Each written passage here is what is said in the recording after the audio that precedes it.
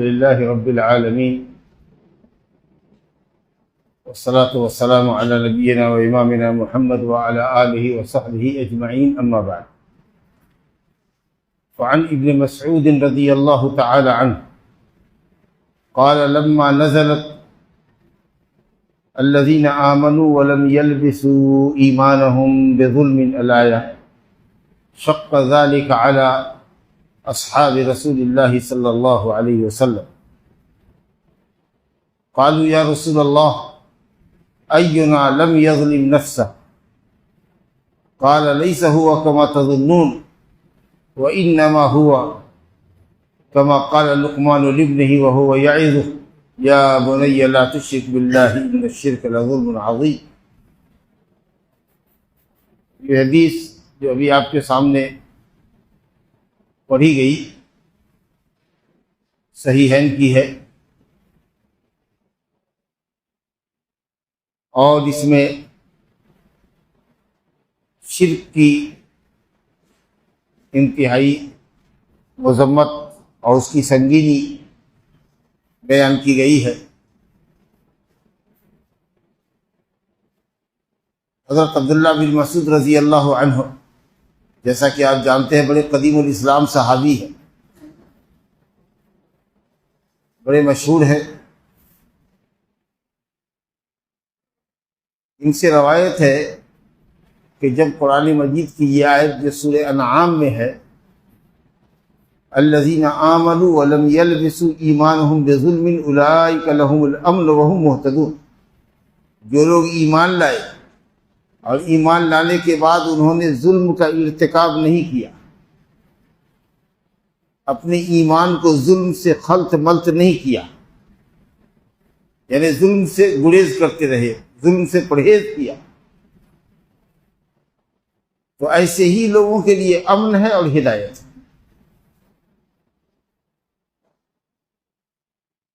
اب یہ جو آیت اتری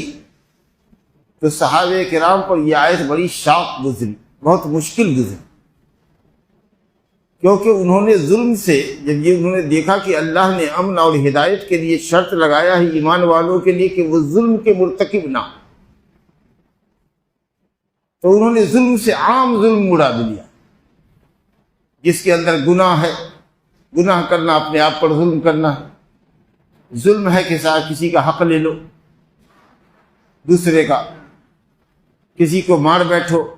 کسی کو گالی دے دو، یہ سب ظلم ہے. تو بھلا کون آدمی ہے جس سے کبھی کوئی ظلم نہ ہوا ہو یا نہیں ہو سکتا ہے؟ تو اس کا مطلب یہ ہے کہ اگر ہم سے ظلم ہوگا تو ہم سے امن اور ہدایت کی اللہ نے نفی کر دی ہے، کہ تم گویا کہ امن میں نہیں رہو گے اور ہدایت میں نہیں رہو گے. تم اگر دنیا میں امن اور ہدایت چاہتے ہو اور آخرت کے عذاب سے امن چاہتے ہو، قیامت کے دن امن چاہتے ہو، تو ضروری ہے ایمان والوں کہ تم ظلم سے پرہیز کرو. تو انہوں نے ظلم کو عمومی معنی میں لیا، اس لیے بے چینی بڑھی. تو گئے نبی صلی اللہ علیہ وسلم کے پاس اور کہا کہ یا رسول اللہ، یہ ابھی آیت اتری ہے آپ کے اوپر اور یہ ہمارے لیے بہت مشکل ہے. بھلا ہم نے کا کون ہے جس نے کبھی اپنے نفس پر ظلم نہ کیا ہو؟ تو آپ صلی اللہ علیہ وسلم نے ان کی ڈھارس بندھائی، کہا کہ بات وہ نہیں ہے جو تم سمجھتے ہو. ظلم کا جو معنی تم سمجھ رہے ہو یہاں، جس کی وجہ سے پریشانی میں مبتلا ہو، وہ معنی نہیں ہے، بلکہ ظلم سے مراد وہ ظلم ہے جو حضرت لقمان علیہ السلام کے قول میں ہے، جو انہوں نے اپنے بیٹے کو نصیحت کرتے ہوئے ظلم سے منع کیا تھا. کہا تھا یا بنی لا تشرک باللہ ان الشرک لظلم عظیم، اے بیٹے اللہ کے ساتھ شریک مت کرو، شرک سے پرہیز کرو، کیونکہ شرک، یقیناً شرک البتہ بہت بڑا ظلم. تب جا کر کے صحابہ کے چہرے پر مسکراہٹ آئی اور ان کی بے چینی اور پریشانی جو تھی قلب و ذہن کے اندر جو الجھن تھی وہ ان کی دور ہوئی. تو معلوم یہ ہوا کہ جو آدمی مشرک ہے، شرک اکبر کر رہا ہے، چاہے وہ نام نہاد مسلمان ہو یا غیر مسلم ہو. اب غیر مسلم کے جو بھی طبقات ہیں، جو اللہ واحد کی توحید پر، رسول اللہ صلی اللہ علیہ وسلم کی رسالت پر، قرآن مجید کے کتاب الہی ہونے پر ایمان اور یقین نہیں رکھتا ہے، چاہے وہ غیر مسلم جو بھی ہو، یہودی ہو، نصرانی ہو، پارسی ہو، مجوسی ہو، بت پرست ہو، جو بھی ہو دنیا میں جتنے بھی ہو، اگر وہ اپنے اسی عقیدے پر مر جاتے ہیں تو ان کو امن اور ہدایت نہیں ہے، یعنی ان کو دائمی طور پر جہنم میں جلنا ہوگا، اور ظاہر ہے کہ جہنم امن کی جگہ تو ہے نہیں، عذاب کی جگہ ہے۔ لیکن توحید والے کے لیے امن ہے، لیکن بہت سارے توحید والے بھی اپنے گناہوں کی وجہ سے اور اللہ کے بندوں پر زیادتی اور ظلم کرنے کی وجہ سے جہنم رسید ہوں گے۔ تب اگر کوئی آپ سے پوچھے کہ جب نبی صلی اللہ علیہ وسلم نے اس آیت کی تفسیر یہی کی کہ شرک نہ کرنے والے کے لیے امن اور ہدایت ہے، تو پھر اسی حدیث اور قرآن میں تو یہ بھی ہے کہ ظلم کرنے والے یعنی گناہ کرنے والے اور دوسروں پر زیادتی کرنے والے جہنم میں جائیں گے، تو کہاں ان کے لیے امن ہوا؟ تو اس کا جواب ایک دم آسان ہوگا آپ کے لیے دینا، کہیے گا کہ یہ کم امن ہے کہ کچھ ہی دن کے لیے اگر جا رہا ہے جہنم میں تو کچھ ہی دن کے لیے جا رہا ہے، بعد میں نکل کے جنت میں جائے گا۔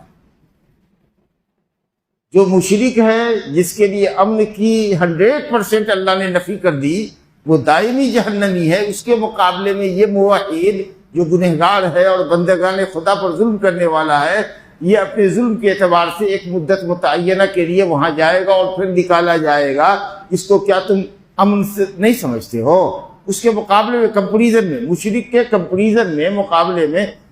بہت بہتر ہے، فار بیٹر ہے، بہت بہتر ہے۔ کچھ دن عذاب سہے گا، اس کے بعد نکلے گا۔ تو اب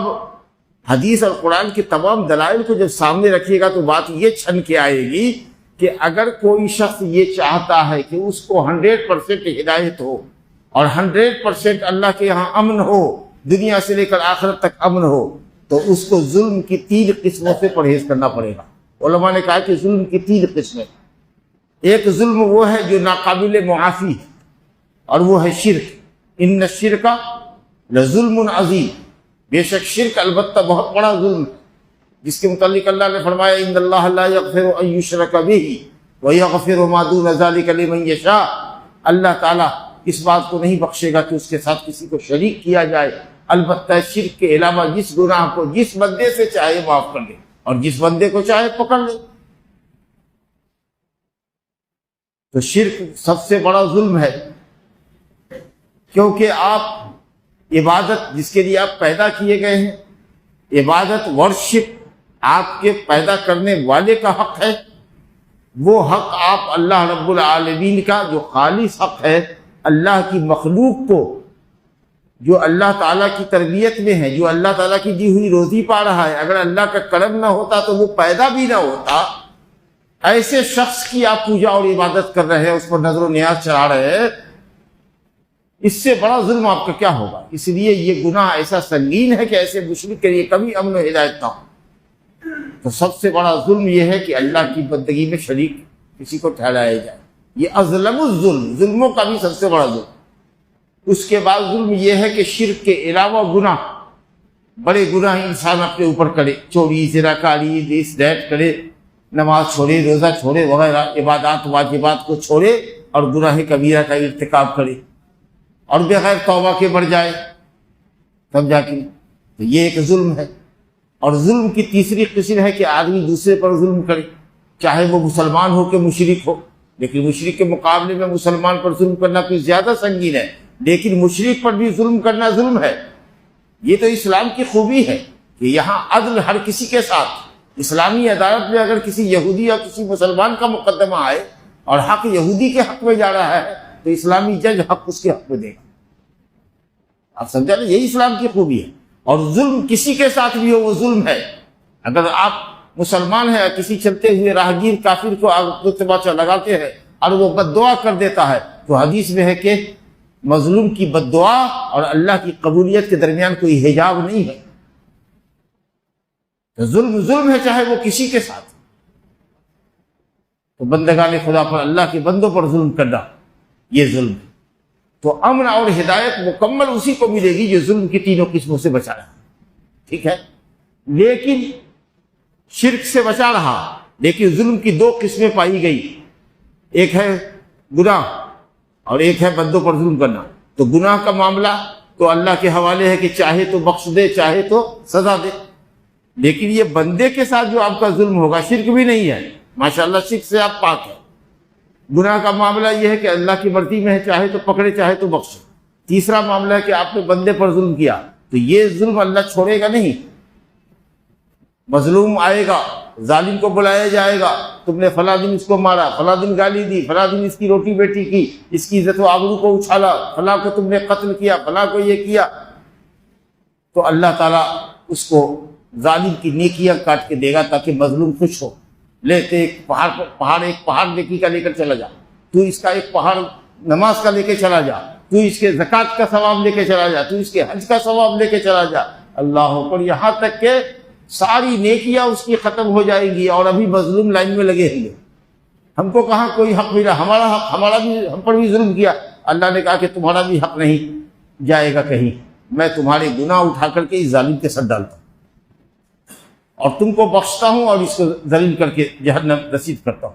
پیارے مصطفیٰ صلی اللہ علیہ وسلم نے صحابہ سے پوچھا کہ جانتے ہو مفلس کون ہے؟ تو صحابہ نے کہا مفلس اسی کو کہتے ہیں جس کے پاس مال و متاع نہ ہو۔ آپ نے کہا نہیں، میری امت کا مفلس وہ ہے جو قیامت کے دن نیکیوں کے پہاڑ لے کر آئے گا، لیکن اس کو مارا ہوگا، اس کو پیٹا ہوگا، اس کو گالی دی ہوگی، اس کی آبرو ریزی کی ہوگی، اس کو قتل کیا ہوگا، اس کے ساتھ کچھ اور زیادتی کی ہوگی، تو یہ اس کی نیکی لے لے گا، یہ اس کی نیکی لے لے گا، یہ اس کی نیکی لے لے گا، یہاں تک کہ جب ساری نیکیاں ختم ہو جائے گی تو اللہ تعالیٰ مظلوموں کے گناہ اس پر ڈال دے گا۔ اللہ، تو مکمل امن اور ہدایت چاہیے تو ظلم کی تینوں قسموں سے بچنا ہوگا۔ اور اگر شرک سے بچے ہیں لیکن گناہ بھی ہے، بندگان الہی پر ظلم بھی ہے، تو جس قدر آپ کے پاس گناہ ہے اور بندوں پر ظلم ہے، جب تک آپ اس سے توبہ نہ کر لیتے، بندوں سے معافی صافی نہیں مانگ لیتے، معاملہ رفع دفع نہیں کر لیتے، ان کا حق ان کو واپس نہیں دے دیتے، اس وقت تک اللہ تعالیٰ چھوڑے گا نہیں۔ گویا کہ آپ کے امن و ہدایت میں کمی ہوگی اس حساب سے جتنا کہ آپ نے گناہ کیا ہے یا بندوں پر ظلم کیا۔ تو امن اور ہدایت تو ہوگی لیکن 100% نہیں ہوگی، کیونکہ آپ کے پاس گناہ بھی ہے اور بندے کا ظلم بھی ہے۔ تو ظلم کے اعتبار سے، یعنی شرک کے علاوہ کی بات کر رہا ہوں، شرک کے علاوہ گناہ اور بندوں پر ظلم کرنے کی نوعیت کے اعتبار سے آپ کی ہدایت میں اور آپ کے امن میں کمی ہوگی، اور آپ رادار پر ہے اللہ تعالیٰ کے کہ آپ کو جہنم رسید کر دے، آپ کے امن و ہدایت میں کمی کر دے۔ لیکن اگر آپ مشرک ہیں نعوذ باللہ تو بالکل ہی امن اور ہدایت کی 100% نفی ہے، آپ سے 1% بھی آپ کو امن و ہدایت نہیں ملے گا۔ لیکن ایک آدمی موحد ہے مثال کے طور پر، لیکن چور ہے، زناکار ہے مثال کے طور پر، تو مان لیجئے کہ اس کے پاس امن ہے، اصل اسلام تو ہے، لیکن جتنا گناہ ہے اس کے حساب سے اس کی ہدایت اور امن میں کمی آئے گی۔ اور اسی طریقے سے بندوں کا حق مارے ہوا ہے تو اور کمی آئے گی جی۔ تو پیورٹی اور 100% امن اور ہدایت کے لیے ضروری ہے کہ ظلم کی تمام قسموں سے بچا جائے، شرک سے تو بچا ہی جائے، گناہ ہو جائے تو اللہ تعالیٰ سے توبہ استغفار کر لو۔ کسی کو گالی دے دیا، کسی کو دھکا مار دیا بے قصور، کسی بات پر غصہ ہو گئے، مارنا نہیں چاہیے تھا تو تباچا مار دیا، کبھی جا کر کے اس سے ملو کون آدمی ہے، کہاں کا آدمی ہے، اور اس کو کہو کہ میں نے اس دن تم کو مارا تھا، لو مجھ کو مار لو، انتقام لے لو، یا مجھے اللہ کے لیے معاف کر دو۔ تو آپ نے فرمایا کہ اگر کسی نے کسی پر ظلم کیا ہو، کسی نے کسی کا مال ہڑپا ہو، کسی نے کسی کی جائیداد ہڑپی ہو، کسی نے گالی دیا ہو، کسی کو بے قصور مارا ہو، تو آج کا آج مل کر کے اس سے معافی صافی کر لو،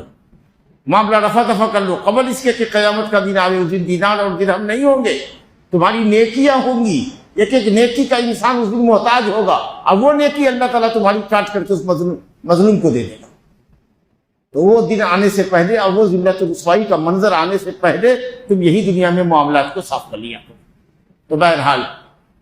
نبی صلی اللہ علیہ وسلم نے تو صحابہ کو ڈھارس بدھائی کہ ظلم سے مراد شرک ہے، تو یقیناً شرک والے کے لیے تو امن اور ہدایت ہے ہی نہیں، لیکن گنہگار انسان ہو اور دوسرے بندوں پر ظلم کرنے والا ہو تو اس کے لیے بھی مکمل امن اور ہدایت نہیں، مکمل امن اور ہدایت نہیں ہے۔ ہدایت امن تو ہے کیونکہ اسلام ہے، اس کے پاس ایمان ہے، شرک نہیں ہے، لیکن مکمل امن اور ہدایت ہوگا تب جب کہ شرک کے ساتھ ساتھ وہ گناہوں سے بھی پرہیز کرے اور اللہ کے بندوں پر ظلم اور زیادتی سے بھی پرہیز کرے۔ اللہ رب العالمین ہمیں